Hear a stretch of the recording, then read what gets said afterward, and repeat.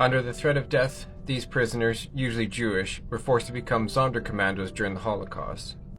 As a trigger warning, I'm going to be discussing some rather horrific and gruesome details. These three men here are survivors, and they're standing beside a bone-crushing machine. Generally speaking, when a prisoner arrived at Auschwitz, they were designated to different areas of the camp. Sometimes they're immediately sent for extermination. In some cases, the guards would choose younger men who were fit and able-bodied to fill in the ranks of the Sonderkommandos. This term means Special Command Unit and is not to be mistaken with the SS Sonderkommando.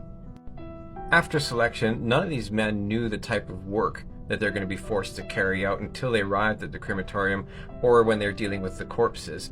And unfortunately, in some cases, these men had to deal with the bodies of their own family members. There's many different duties that they were forced to carry out, and all of them sound rather horrific. They were forced to search bodies for valuables, such as gold teeth or fillings. They were forced to cut the hair off of corpses and clean the crematorium as well. Since these units were specialized in carrying out many of the duties that the SS or other Nazi guards didn't want to carry out themselves, they often treated these prisoners a bit better.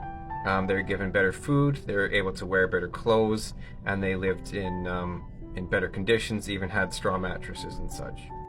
Now, because they had nicer living conditions, they're often viewed within the camp as being collaborators and seen in a very negative light.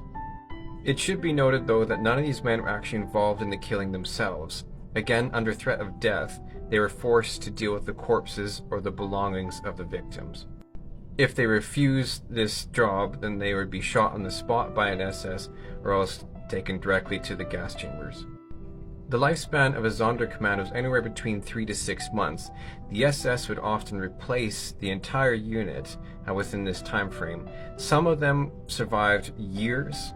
If you had a specialization or something like that that couldn't easily be transferred to another person, you're able to survive much longer.